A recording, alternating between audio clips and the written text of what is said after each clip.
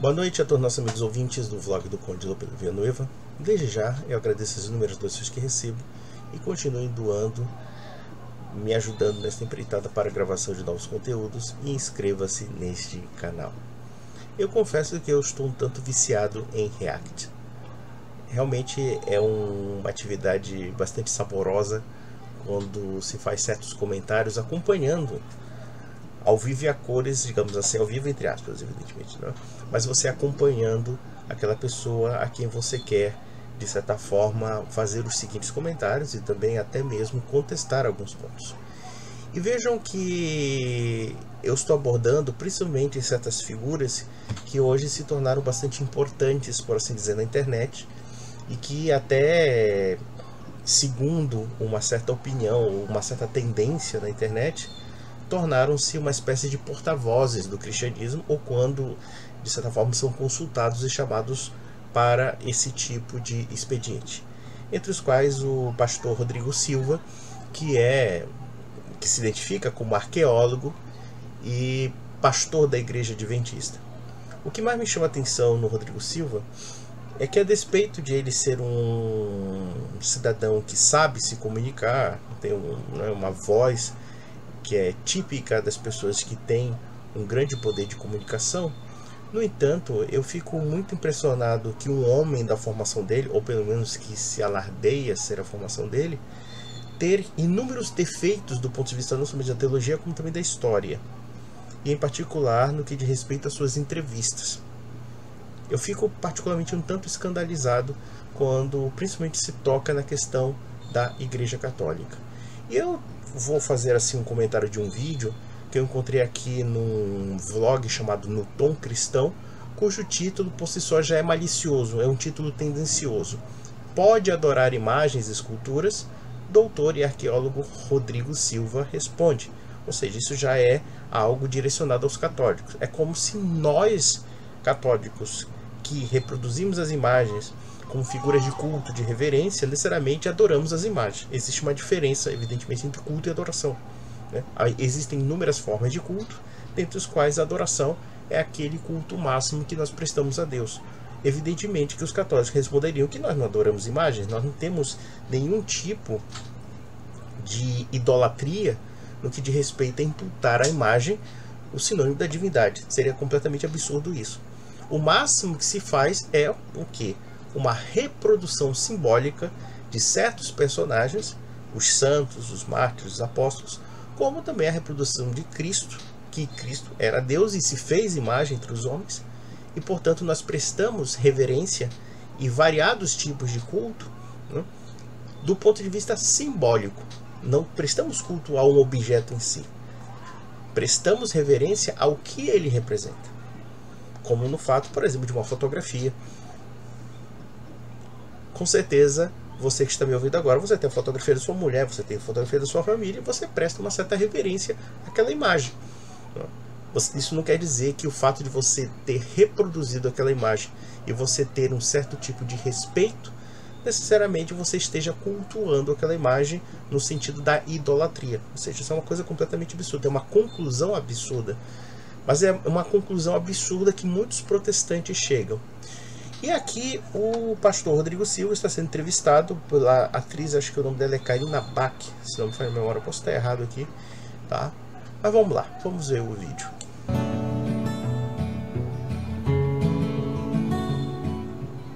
Por que eu pergunto isso? Porque se a Bíblia, teoricamente, a maior parte, o conteúdo é o mesmo. Aqui já ela começa com o primeiro erro. Não, o conteúdo bíblico não é o mesmo. Já começa pelo fato de que a Bíblia católica é diferente da Bíblia protestante no aspecto canônico. Os protestantes tiraram 7 livros da Bíblia do Antigo Testamento. O que muda, e não é pouca coisa, a configuração teológica do próprio entendimento do cristianismo. Já começa por aí, né? E isso sem prejuízo das traduções de certos segmentos protestantes que evidentemente puxam a sardinha para si. Então a Bíblia não é a mesma coisa, necessariamente. Isso aí já mostra que é uma coisa um tanto ingênua da moça. Mas vamos lá. Aonde está a parte em que pode-se construir imagens, pode-se ter imagens nos templos, que a gente vê isso muito na Igreja Católica, né? Veja uma coisa interessante.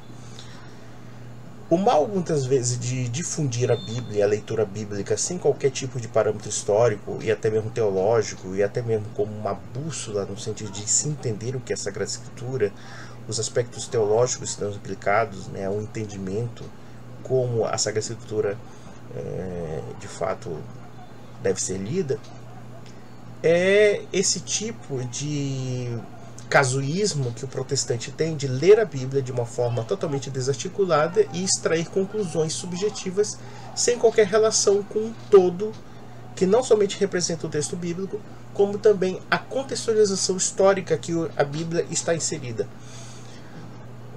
A questão da reprodução de imagens, por exemplo, no Antigo Testamento, nós temos testemunhos disso no fato de que no Templo de Jerusalém havia reprodução de imagens. Já começa por aí. O Templo de Jerusalém tinha imagens reproduzidas.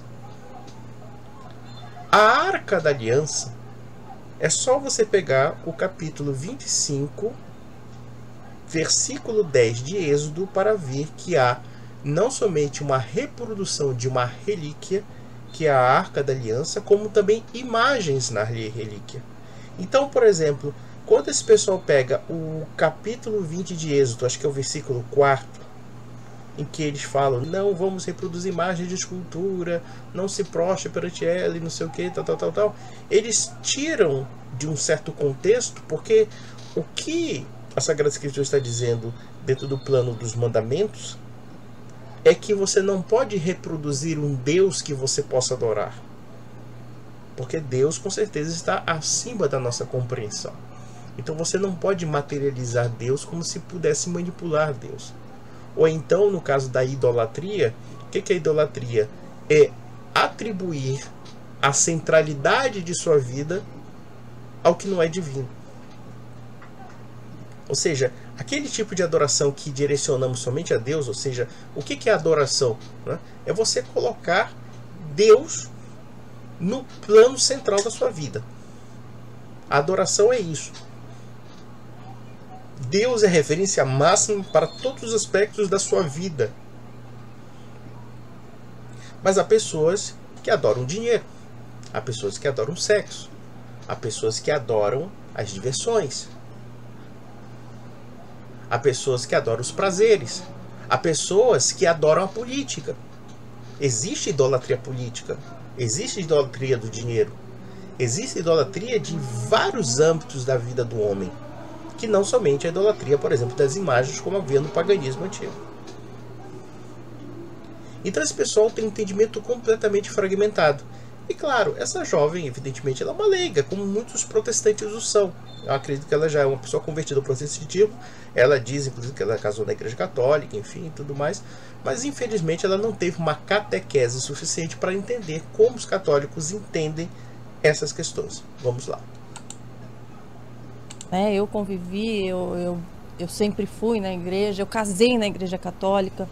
Então, antes eu via tudo aquilo, eu não tinha o entendimento. Quando eu passei a ler a Bíblia, para mim ficou claro de que eu não deveria ter aquelas imagens na minha casa, em que eu não deveria ter no templo que eu frequento.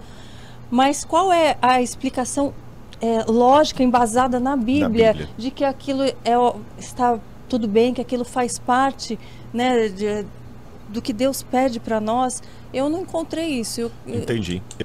Eu diria para essas moças, então faça o seguinte, já que você está dizendo que não se pode reproduzir imagens, então tire as fotografias da sua família, tire as fotografias, né, dos momentos da sua vida, do seu casamento e etc. Né? Comece pela sua família, comece, né, pelos momentos que você viveu com a sua família, porque isso também é idolatria segundo essa lógica. Porque os protestantes, eles ficam num círculo vicioso sem fim, em que eles colocam assim: é proibido reproduzir imagens. O que é reproduzir imagens?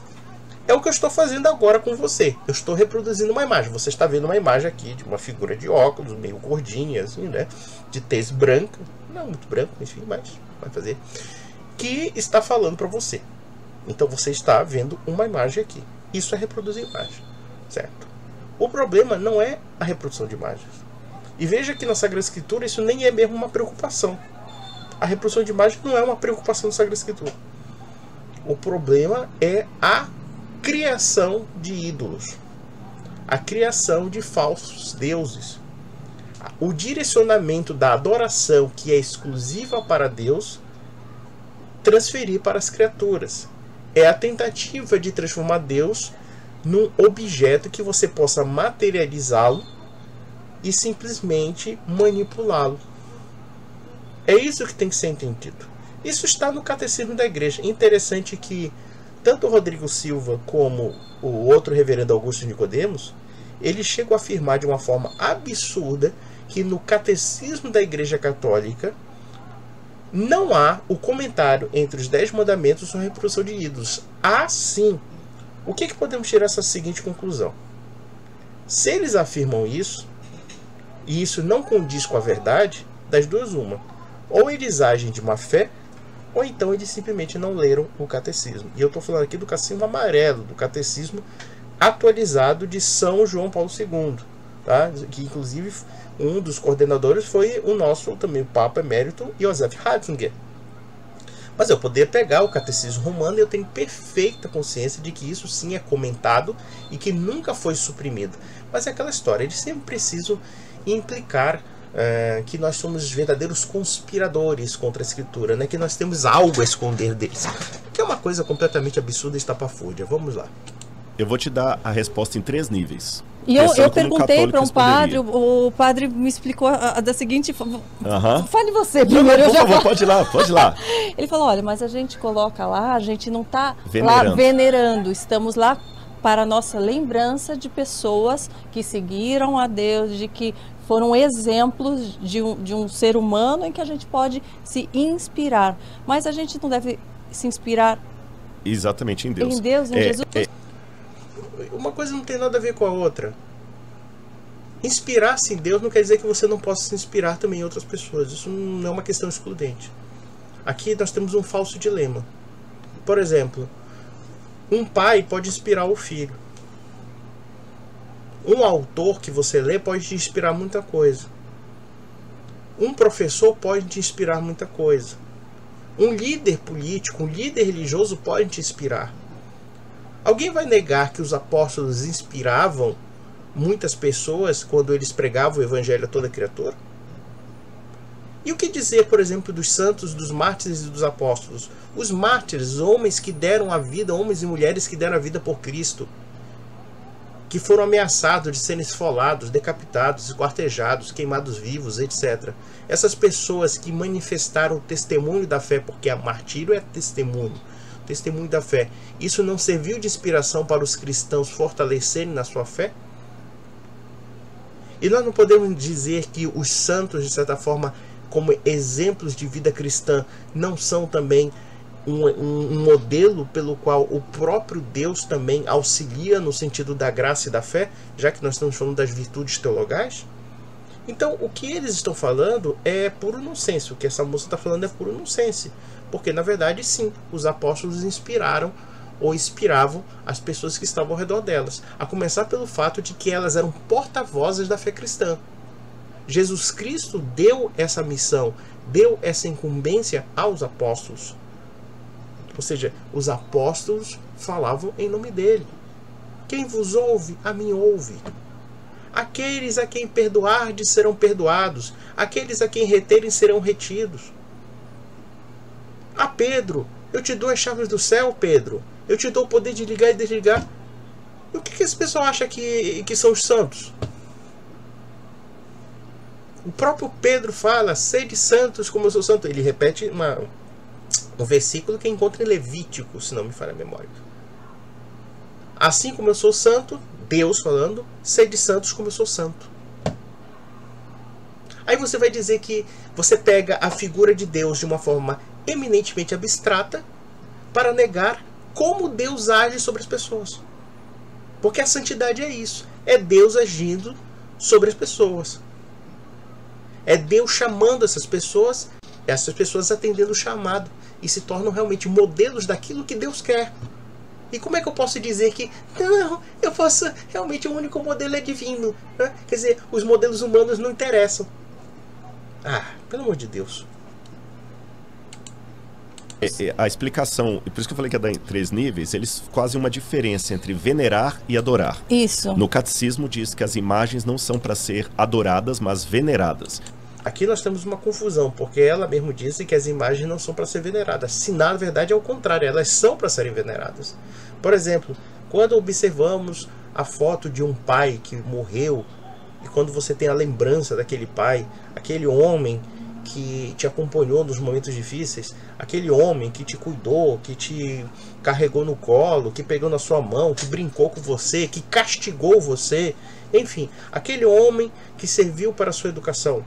Você não vai dizer que você não tem uma reverência a essa pessoa, que você não tem um certo tipo de culto, porque quando nós falamos de honrar pai e mãe, nós estamos falando realmente numa situação de culto.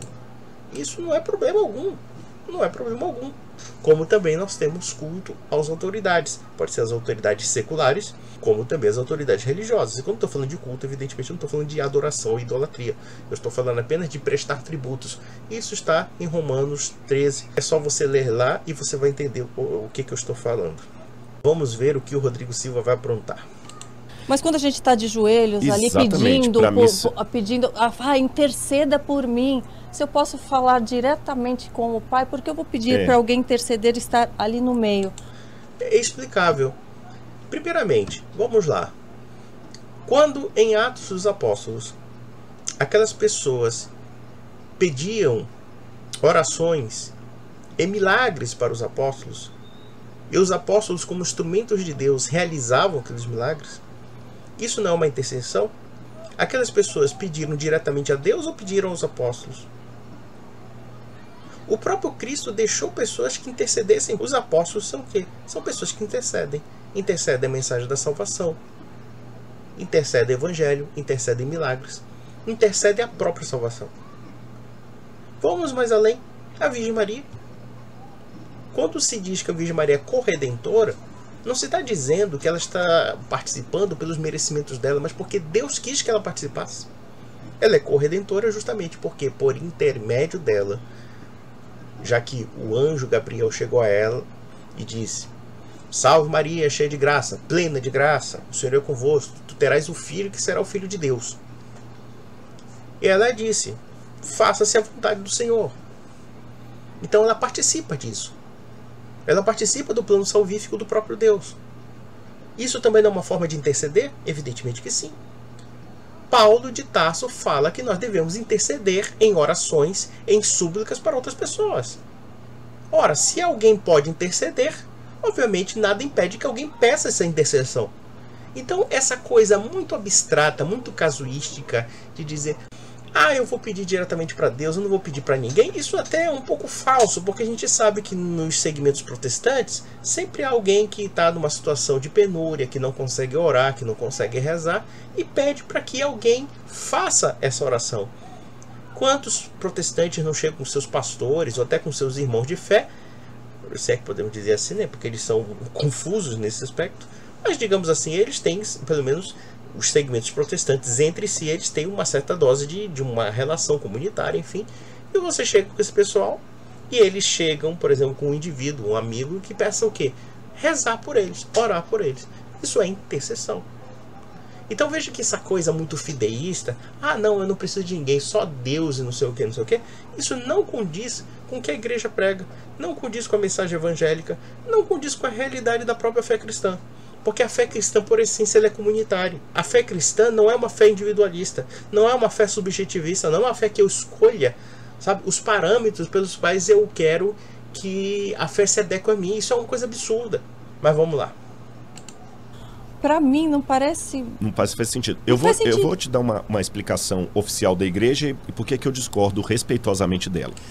E só uma observação. Por exemplo, quando um católico faz súplica a uma imagem, ali nós vemos uma situação meramente simbólica. E eu poderia até dizer que essa situação simbólica nós nos encontramos até mesmo no Antigo Testamento, que é, né, justamente citado como um exemplo assim, dessa rebelião iconoclasta contra as imagens, nós temos a cena de Josué se ajoelhando perante uma arca. O que significa se ajoelhar perante um objeto? Alguém dirá que Josué era idólatra porque se ajoelhou perante o objeto? É claro que um protestante vai usar um subterfúgio retórico e diz, não, mas aquilo é simbólico. Aí eu respondo, meus parabéns, agora você entende como o católico se depara com uma imagem de um santo, ou com a cruz de Cristo.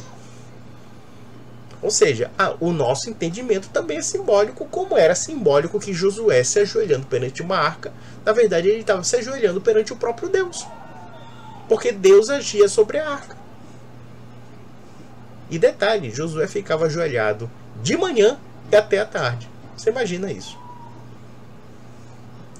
Então vejam como assim, esses protestantes iconoclastas inventam inúmeros artifícios retóricos que já foram fartamente batidos, mas que eles continuam sendo repetidos ad nauseam, justamente porque é uma fonte de calúnia, de injúria e difamação contra a igreja. Vamos lá. Essa questão do venerar e adorar, eles vão dar a seguinte argumentação para você, mas eu respeito, mas discordo. A questão é o seguinte, você às vezes não coloca no celular lá a foto de sua família? Uhum. Você não está adorando, está venerando. É uma forma de lembrar da sua mãe e tal, saudade, olhar lá as fotos na capa do WhatsApp, do celular, a gente coloca às vezes assim, né? Para eles é isso. Então quando eu vejo aquela imagem ali, está me remetendo a algo superior. Na igreja ortodoxa é até interessante, eles usam apenas ícones, eles não usam imagens de gesso. Se você for uma igreja lá na Turquia, por exemplo, alguma igreja cristã na Grécia, essas igrejas ortodoxas eles têm umas imagens até feias, porque eles falam que o objetivo da imagem não é ser um fim em si mesmo, ela não pode ser bonita. Uhum. Agora, por que eu discordo muito respeitosamente disso? Eu discordo pelo seguinte, a Igreja Católica ela tem uma coisa a favor dela. Ela não alterou o texto bíblico ao longo dos anos.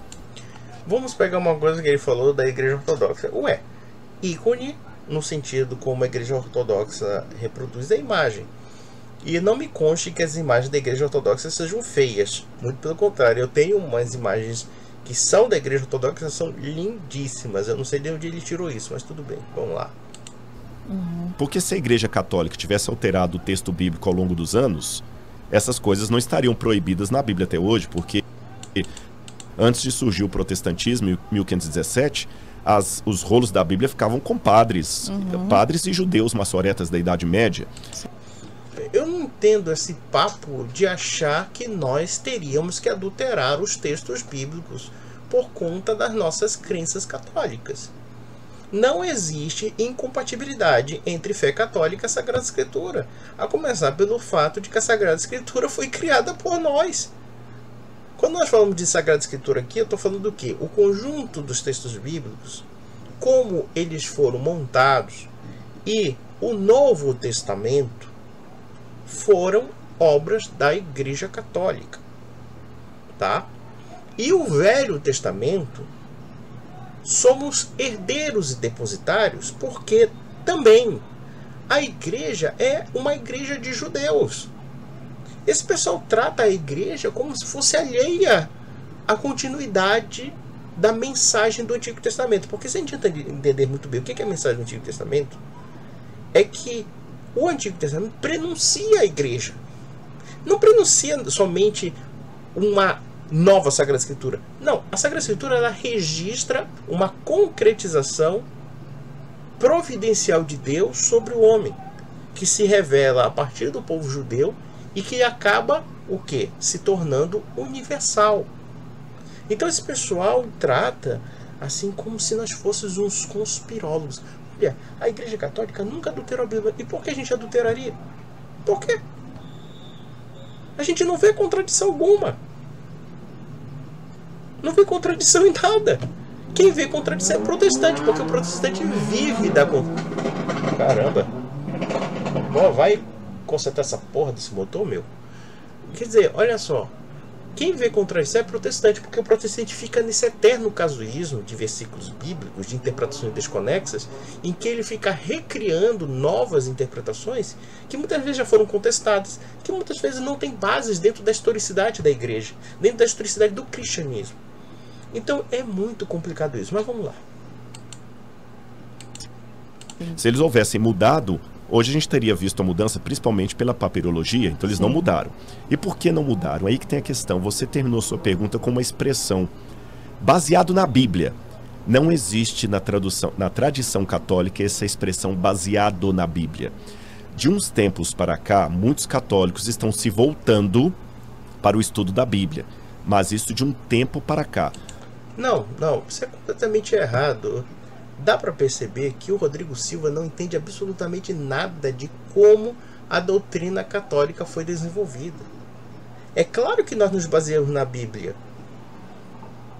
A diferença é que não baseamos apenas na Bíblia. Nós temos outras fontes dentro da fé cristã que não se resume à Bíblia. Essa é a diferença. Como é que alguém que se diz arqueólogo, como é que alguém que se diz estudioso da história do cristianismo comete umas gafes monumentais como essa? É até vergonhoso. Ah, mas agora nós estamos buscando mais a Bíblia, a igreja está buscando mais a Bíblia. Não, a igreja fez o seguinte, às vezes o que ela faz, muitas vezes? Ela faz uma tentativa de renovar velhas releituras que ela tem da Sagrada Escritura, mas ela nunca negará a tradição e o magistério, por uma razão muito simples. Foi a tradição e o magistério que deram causa à Bíblia e à Sagrada Escritura do Novo Testamento. Simples assim. Vamos lá. Ou mais propriamente a partir do Concílio Vaticano II, quando você tem lá o documento Dei Verbum, que é sobre a Bíblia Sagrada. Antigamente a gente ia na igreja, não entendia nem o que eles estavam falando, né? Falava tudo em latim, né? Acabou isso. Então, mas do Concílio Vaticano II, 64 para trás, a igreja não precisava da Bíblia para basear as doutrinas dela, os ensinamentos dela, por uma questão muito simples. Ela tinha a autoridade papal. Que coisa absurda. Ô, Rodrigo Silva, eu não sei se você vai ver meu vídeo, mas você falou uma coisa tão completamente bizarra que mostra o seu completo desconhecimento sobre o assunto. Eu fico realmente duvidando das suas credenciais enquanto arqueólogo, porque você não conhece nada sobre o assunto. Você não conhece nem mesmo a liturgia da palavra, que é uma coisa que está na própria missa. Esse pessoal realmente acredita que os católicos escondem a Bíblia do povo para que o povo não compare. Olha aqui o segredo do Dan Brown, o segredo do Código da Vinci da igreja. Ah, cara, me poupa desse tipo de coisa, cara. Você não entende absolutamente nada de igreja católica. A igreja católica nunca excluiu a Bíblia do fundamento da fé cristã. Pelo contrário, você só tem essa Bíblia, como você mesmo reconhece, você só tem essa Bíblia prontinha, acabada, porque nós aguardamos. E não temos nada a esconder. Quem inventa esses subterfúgios é protestante doido que quer, encontrar minúcias de coisas que não existem. O Concílio Vaticano II não mudou absolutamente nada da compreensão da tradição, do magistério, como também do Papa, né? Ele acha que o Papa é uma figura onipotente na igreja. Tipo assim, se o Papa acordar, sei lá, meio totalitário, né? Como se diz num jargão meio irônico, e quiser modificar qualquer coisa, então ele acha que isso vai acontecer. Não é assim que funciona, meu filho. Nós temos algo que nos pesa muito mais do que qualquer protestante, que é a tradição, o magistério e a própria Sagrada Escritura. Isso significa que a nossa esfera de ação do ponto de vista teológico está condicionada àquilo que já foi ensinado há pelo menos 2000 anos. Ou seja, a gente não pode fugir daquilo que já foi nos ensinado.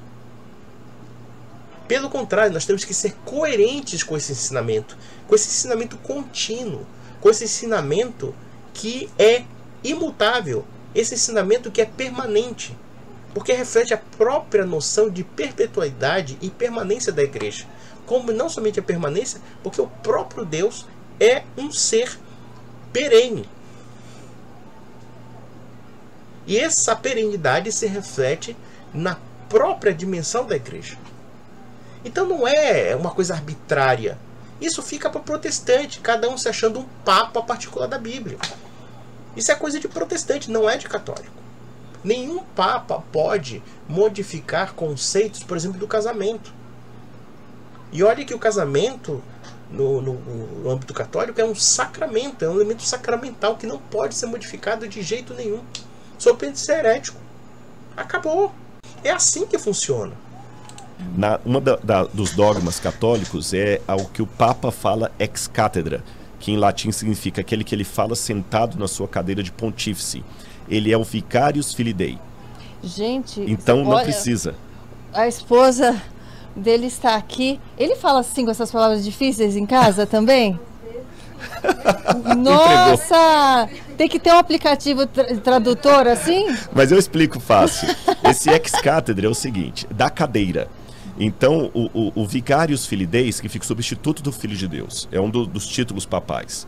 Então, o que ele fala sentado na cadeira de papa é como se fosse o próprio apóstolo Pedro inspirado por Deus falando.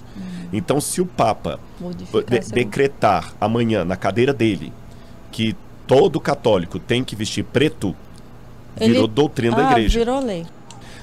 Não, cara, não, na boa, cara. É triste ver, sinceramente, eu falei isso, meu filho. Você subestima a nossa inteligência falando uma besteira dessa. Isso pode se aplicar à tua seita protestante chamada adventista, que nasceu de um erro profético ridículo, de um cálculo fajuto, de um tal de William Miller, que inclusive foi expulso da Igreja Batista, criou a seita dos milenaritas, e que depois vocês dizem que isso é grande desapontamento. Ou então aquela maluca da Ellen White, que dizem que levou uma pedrada na cabeça e começou a escrever um bocado de baboseiras. Isso fica para vocês, né? Sim, a Ellen White escreveu lá um bocado de bobagem, vocês acreditam como se fosse, sei lá, na mesma equivalência que vocês atribuem um poder que não existe no Papa. Essa que é a grande questão. O Papa não tem esse poder todo que as pessoas estão falando. Ainda que ele possa alardear a infalibilidade no âmbito ex-cátedra, em certos pontos de ensinamento de fé, se a gente analisar bem nas situações em que ele alardeou essa infalibilidade, já havia pelo menos 2000 anos de ensino com relação a isso. Por exemplo, quando se fala da Assunção de Maria, né? Quando se fala da própria infalibilidade papal, ou seja, o Papa é infalível nas questões de fé e moral, e ele tem o poder, o munus, de encerrar qualquer tipo de debate. Veja, isso não é algo arbitrário. É isso que nós temos que entender. Isso tem fundamento na história da igreja, isso tem fundamento na tradição. Inclusive, quando se fala da Maria assunta aos céus, nós temos tanto na tradição católica romana, como na tradição ortodoxa e na tradição oriental. Ou seja, olha só, essas igrejas que são igrejas da sucessão apostólica, todas elas têm um ponto em comum. As divergências talvez sejam de detalhes, mas elas têm a mesma história. É essa que é a grande diferença. E quando um Papa decreta isso, ele não decreta acordando do nada, olha, tudo que eu falo assim, se todo mundo tem que vestir preto. Não, isso é uma coisa completamente circunstancial, isso não tem o menor sentido do que você está falando. Você parte do pressuposto que a gente fica inventando teologia. Isso fica para a seita adventista, pô. Isso fica para Ellen White, que escreveu um bocado de besteira. E a base, sabe o que é mais escandaloso? É que um homem que é dito arqueólogo, um homem que é dito com formações e credenciais acadêmicas, tem como leitura da Idade Média um livrinho profético fajuto chamado Grande Conflito da Ellen White, que não tem valor histórico algum. O valor histórico da Ellen White é nulo. É completamente nulo. Se nós comparássemos, por exemplo, falando sobre a Idade Média, se comparássemos, por exemplo, as obras de Georges Duby, Jacques Le Goff, ou então, sei lá, Régine Pernod, estou falando aqui dos franceses, eu posso falar dos espanhóis, Luís Soares Fernandes, que já está velho, está com 98 anos, cara, mas é um grande historiador, um historiador espanhol. Eu poderia também pegar historiadores portugueses, historiadores ingleses e assim sucessivamente. Por exemplo, no caso do historiador português, o Antônio Rodrigo Henrique de Oliveira Marques, que escreveu um livraço chamado Da Sociedade Medieval Portuguesa, mas enfim, tá? Isso é bibliografia acadêmica. Não é essa porcaria sectária do século XIX, de um bando de judaizantes malucos que esperaram um fim do mundo que não aconteceu. E aí nós podemos nos conjecturar da seguinte forma, de que se essas pessoas erram o fim do mundo, então existe algum problema aí dentro da lógica até mesmo do Espírito Santo, porque o Espírito Santo não erra, mas eles erram, e erram muito, ficam nesses cálculos fajutos, manipulando as profecias de Daniel, manipulando o Apocalipse de uma forma vergonhosa, vexaminosa. Eles arruinam o Apocalipse, eles tornam o Apocalipse um livro ridículo. Mas enfim, vamos lá. Quando Martinho Lutero, em 1517, levanta contra a igreja, uma das coisas que ele levanta contra a igreja, além das indulgências, era justamente essa autoridade papal que colocava a palavra do homem acima da palavra de Deus. Por isso que o lema da Reforma Protestante era sola Escritura, só a Bíblia, sola Escritura, sola Gratia, sola Fidei. Claro, Lutero colocou em xeque a infalibilidade do Papa para ele se tornar o próprio infalível. Ora, se as igrejas da Reforma Protestante criaram as chamadas confissões, a confissão de Augsburg, né, a confissão de Westminster, no caso dos calvinistas, no caso Augsburg seria no caso a confissão luterana, tá? E os inúmeros outros documentos que também caminharam conjuntamente junto com Philip Melanchthon e muitos outros. Quer dizer, esses também gozavam de infalibilidade. É aquela história, o protestante adora alardear a infalibilidade papal contra ela, né? Quando na verdade todos eles se acham autorizados a falar em nome da Bíblia. E se eles se acham autorizados a falar em nome da Bíblia, eles se colocam acima da Bíblia. É muito simples. O insinceríssimo, eu digo muito insincero, o senhor Augusto Nicodemo vem com aquele papo de dizer, não, olha, se você acredita em Cristo como seu Salvador, você está salvo. Mentira, parem, para, vocês calvinistas não acreditam nisso. Vocês luteranos não acreditam nisso. Vocês adventistas não acreditam nisso. Parem com isso. Parem com isso que tá feio para vocês. É muito feio isso. Quando a Igreja Católica se diz que ela é a única verdade, pelo menos nós somos sinceros. E é verdade mesmo. É a única igreja que guarda 2000 anos de tradição ininterrupta, de autoridade, né, de ensino, de tudo. Não é pegar a Bíblia e alguém se dizer agora, eu estou agora inspirado pelo Espírito Santo, eu crio meia dúzia de bobagens, aí eu crio uma seita e não sei o que. Não é assim. Ah, meu Deus, vamos lá. Só a Escritura, só a graça, só a fé. E, curiosamente falando, isso estava profetizado que aconteceria na Bíblia. Então eu vou mostrar na Bíblia para você por que tem imagem de escultura na Igreja Católica, mesmo a Bíblia Católica proibindo isso. Meu Deus do céu, quanta bobagem, meu Deus, vamos lá, besteira. Aqui, E alguém até já me falou, mas depois tem uma parte... Vamos ver a bobagem profética, porque a adventista adora inventar teoria da conspiração profética. Vamos ver a merda. Que fala em que no templo haviam imagens de anjos, isso então verdade. Pode ter de anjos, não pode ter de santos, então acaba entrando em isso é verdade, só né? que tem uma questão, lá por isso que eu falo, se for para ilustração, tudo bem. Eu não teria problema de ter uma Bíblia ilustrada. Aqueles anjos que estavam ali no tabernáculo, fundidos de ouro e desenhados também nas paredes, eram para ilustrar o que queria dizer. Jamais um sacerdote se ajoelharia diante daqueles anjos. Sim. Nem a Arca da Aliança, que era o símbolo da presença de Deus, podia ser adorada. Tanto é que Deus colocou a arca dentro do santuário, e no lugar santíssimo. E olha só que contradição. Vejam, esse pessoal confunde formas de reverência com adoração. Eu citei aqui Josué que se ajoelhava perante uma arca. Ele mesmo está falando que a Arca da Aliança era colocada no lugar sagrado que era intocado. Porra! Como é que alguém pode se contradizer numa proposição? Porque veja, o fato de você colocar um objeto num lugar sagrado que ele possa ser intocado é porque você está atribuindo àquele objeto um poder de relíquia, um poder de reverência. E não é o que acontece na Igreja Católica. Mas eu garanto para vocês, uma imagem católica tem menos peso nesse sentido de sacralidade do que, por exemplo, uma arca-aliança dentro do Templo de Jerusalém. Porque para nós tem um aspecto simbólico, tem um aspecto também educativo. Ele mesmo está falando isso, porque, por exemplo, se vocês entrarem numa igreja católica mais tradicional, evidentemente, não esses cubículos que agora o pessoal diz que é a Igreja Católica, mas estou falando da arquitetura católica. Toda a arquitetura católica é desenhada para que você compreenda a doutrina católica. A começar pelas catedrais. Toda a engenharia de uma catedral medieval, ela é basicamente uma engenharia teológica. Vocês imaginam isso? Como é que um sujeito se presta a falar tanta besteira? Meu Deus, vamos lá. Eu estou perdendo a paciência. O único que podia entrar diante da arca, onde tinha esses anjos, era o sumo sacerdote uma vez por ano. Sim. Então o povo não ficava vendo esses anjos. Sim. E o dia que o povo cometeu a besteira de querer fazer uma procissão com aquela arca para levá-la como um amuleto para vencer os filisteus, Encostou lá. eles perderam a guerra, a arca foi roubada e foi um vexame, porque Deus mostrou, não é essa a função. Não era. Agora, olha que interessante. Veja que confusão mental. Evidentemente que a questão do uso do amuleto e tudo mais, isso é uma coisa que pode ser controversa. Mas havia um elemento de sacralidade.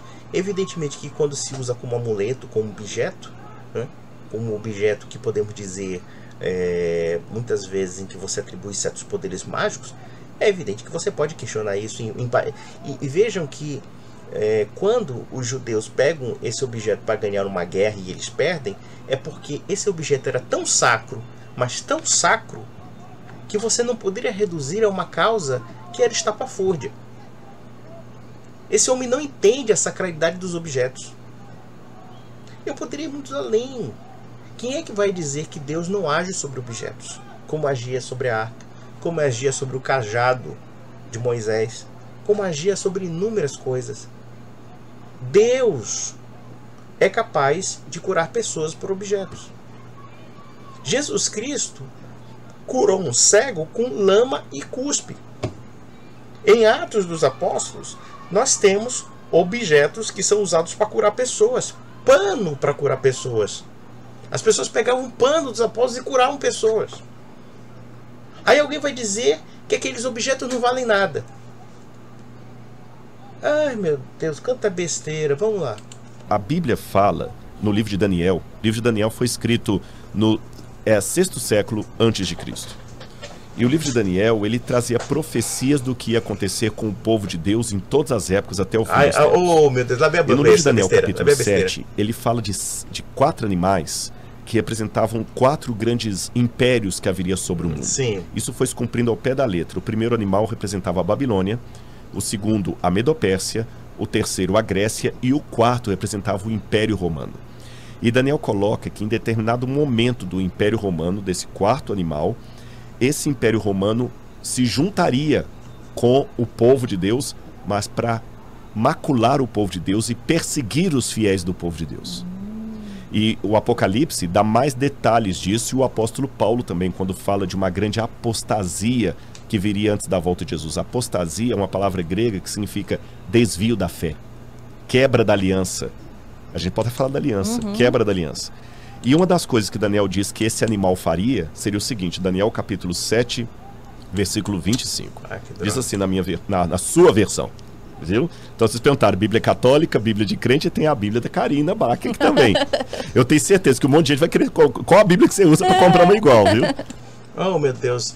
Deixa eu explicar para vocês essa interpretação de Daniel porca que ele tira. Ela tem uma história. Ela surge primeiramente na Idade Média, em particular com os seguidores do herege Joaquim de Fiore, já entre os séculos 12 e 13, e que essa heresia em que se explora o Apocalipse, enfim, foi absorvida pelos espirituais franciscanos, entre os quais a seita que se criou no franciscanismo, que são os Fraticelli. E eles começaram a se rebelar contra Roma. Isso, claro, numa situação de crise, enfim, da própria igreja, enfim, né, o catarismo, entre outras coisas. Então, essa pataquada de colocar a igreja como uma parte do império, né, e depois instrumentalizar dizendo que, na verdade, a igreja é apenas algo herético, idealizado pela profecia de Daniel, isso aí é patifaria de protestante que herdou uma heresia medieval. Como de fato Lutero se utilizou desse tipo de dilema, como muitos outros hereges se utilizaram. Mas eu digo, é farsesco. É farsesco porque não condiz com a história da Igreja Católica. E o que é pior, o adventista, ele tenta adaptar datas, né, para fabricar esse faniquito deles aí de profecias, como se Apocalipse fosse um livro de adivinhação. As profecias são, em geral, claro, são revelações de Deus sobre certos aspectos providenciais. Eles transformam isso numa espécie de superstição futurista. Era melhor que o senhor Rodrigo Silva virasse, sei lá, um jogador de tarô, né, brincasse com tarô, ou então pegasse búzios, do que usar a Sagrada Escritura para esse tipo de expediente tão inferior do ponto de vista teológico. Mas vamos lá. Aqui diz assim, o verso 25, falando desse monstro simbólico, né, que era Roma, junto com o cristianismo. Ele falará contra o Altíssimo, oprimirá os seus santos e tentará mudar os tempos e as leis. Veja uma coisa, essa citação da profecia de Daniel não tem nada a ver com o Império Romano. Tem a ver com a questão de algum dos generais de Alexandre, que foi Antíoco, que de fato ele tentou, né, atentar contra as tradições judaicas do templo, que está no livro de Macabeus. Isso não tem nada a ver com a igreja. Quando ele fala assim, mudar o tempo e as leis, é porque, como um judaizante boboca que ele é, bobalhão que ele acha realmente que nós temos que viver a antiga lei judaica.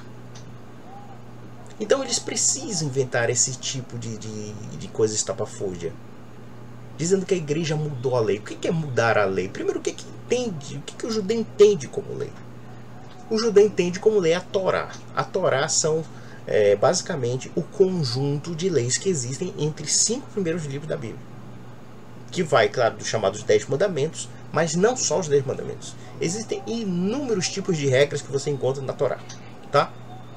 Se basearmos na lógica do Rodrigo Silva, então Jesus Cristo também é um sujeito que mudou o tempo e a lei. Porque, por exemplo, nós, hoje em dia, nós não fazemos a circuncisão como está, por exemplo, no caso de Abraão ter se circuncidado e circuncidado seus escravos, seus filhos, enfim, né, no 8º dia, que os judeus chamam de Brit Milá. Nós temos uma nova introdução da igreja, que é o batismo. O próprio sábado não é um mandamento que está no Novo Testamento. Não é um mandamento. Aliás, o mandamento que Cristo fala para quem pergunta para ele qual é o maior mandamento era amar a Deus sobre todas as coisas e depois amar o próximo como a ti mesmo.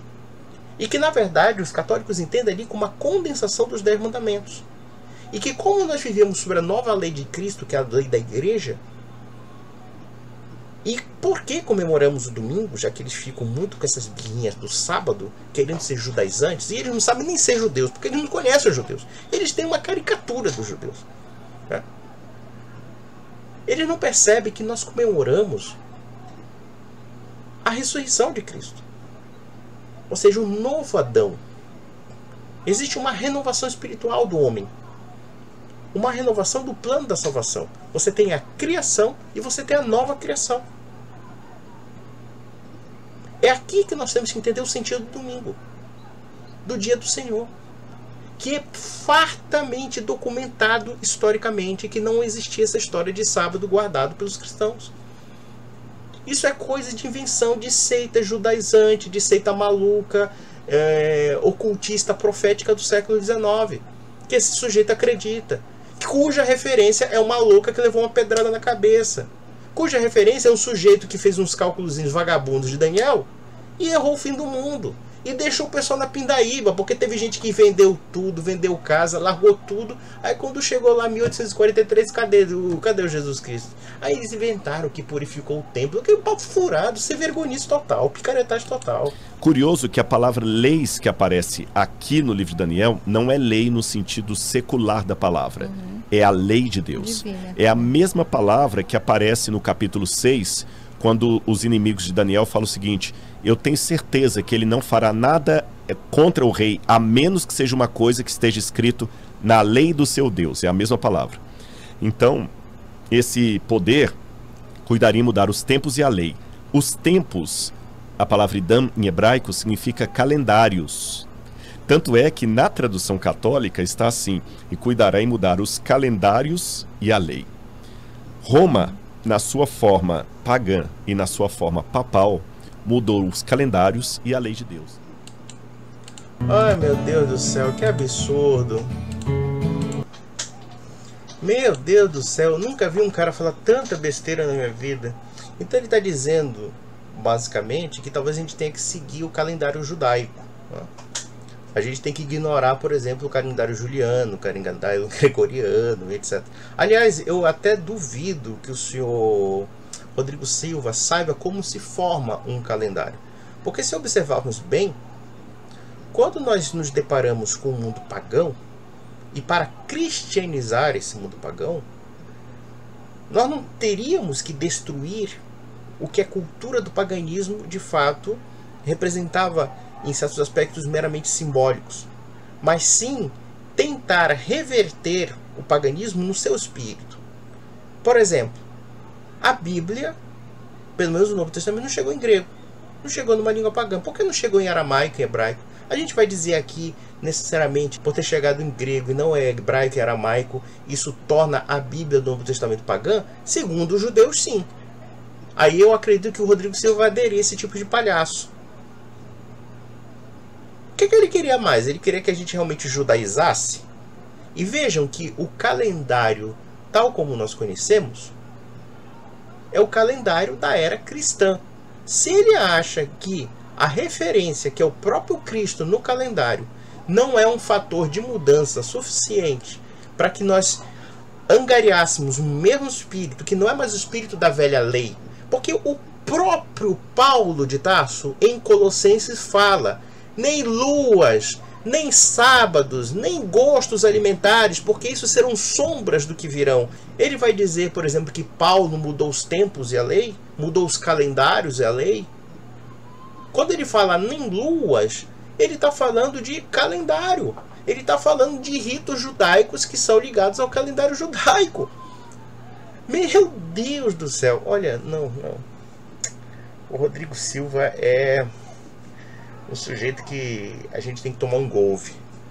Isso, meus amigos, é isso. Fica para a próxima. É sempre um prazer comentar sobre essas mendacidades. Um grande abraço.